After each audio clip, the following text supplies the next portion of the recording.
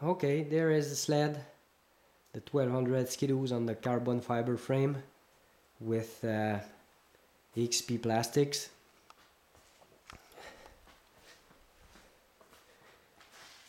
Here is the turbo inlet straight outside of the panels.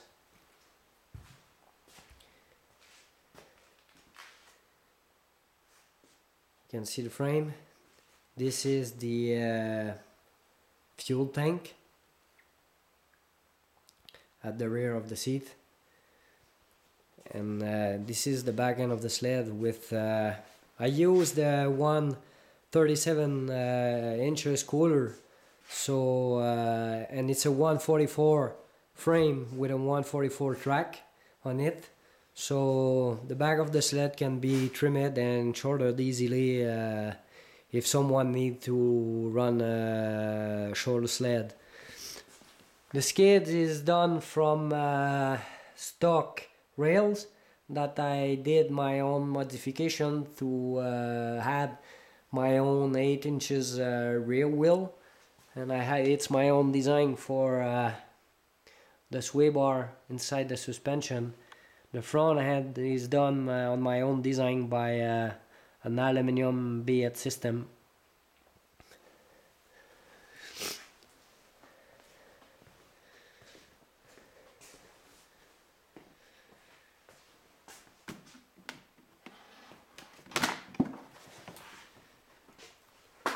This is the right side panels. It's a stock chain case. I'm using a very small battery for a light purpose for drag racing, you know. This is the big throttle body just coming out from a Ford motor. It's a 70mm throttle body instead of 58mm from the stock skidoo systems, so it had a lot more flow and less turbulence to the system. You can see the intake, no sharp corner, and it allows a very good flow to the motor. The intercooler is located in under the seat. It's a water to air intercooler, so the seat is just grabbed with those elastics there, so we are able to remove the seat easily by removing those nuts and be able to go to the intercooler. Fuel pump is there, easy place to go. This is a small tank that are connected to a primer. This tank is filled with pump fuel, and it allows better cold start because this is a low compression motor. So cold start with straight C16 with a low compression motor is pretty hard. So it helps for having better cold start. This is the front end suspension. This is my own design using only single A-arm, not two as the stock system. It's my own spindle too, and it's mounted on Fox float suspension for weight purpose. This is the big 3 inches exhaust outlet.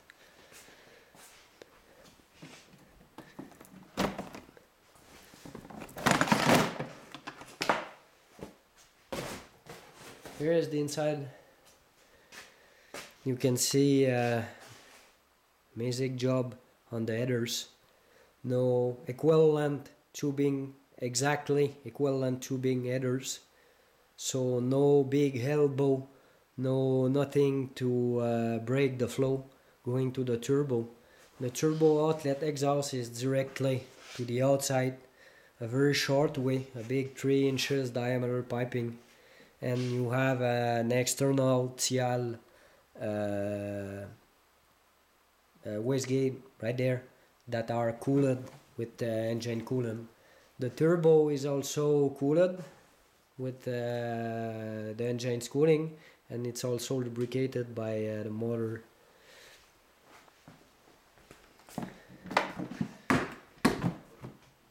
Here is the clutch systems. It's a Supreme tool 8 arms, but I'm only use 4 arms.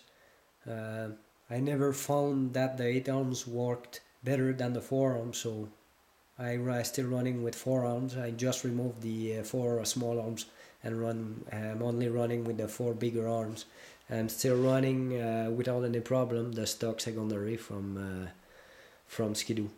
Here is the boost controller. Manual boost controller is there.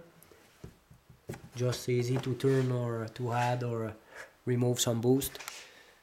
You can see here the piping. Piping is pretty straight from the turbo to the intercooler. Very big piping for avoiding any turbulence. So I have a fuel pressure gauge and the fuel pressure regulator, so very easy to see if all is working properly. Here is the here is the gauge, but too fast to see anything, so here is the system, the AEM standalone. So it's actually connected to the ECU, so you can change all the data you want and all the engine. You can see that we are actually online with the battery voltage and the coolant temperature at 68. You can see the EFR, so when the engine is running you're able to see all what you want, and it's on those tables that you adjust the fuel and the timing, and you have all the tables, so you just play in the table to add or remove more fuel or add timing or what you do. And there is also a feature for data logging, so after some passes you're able to read all the information coming from the sensor of the motor. The motor have an anti-lag system that is hooked to the brakes, the brake switch. So on the start line you just hold the brakes, and when you remove the brakes it makes 10 pounds of boost on the anti-lag, but the boost is adjustable. In the standalone you adjust the boost you want, so but 10 pounds it's normally enough. More than that probably the chain case will broke in two or something, will it's just too hard and it's like impossible to stay on the seat. So nothing is missing. The sled is like brand new, it's a piece of art in itself. So that's it.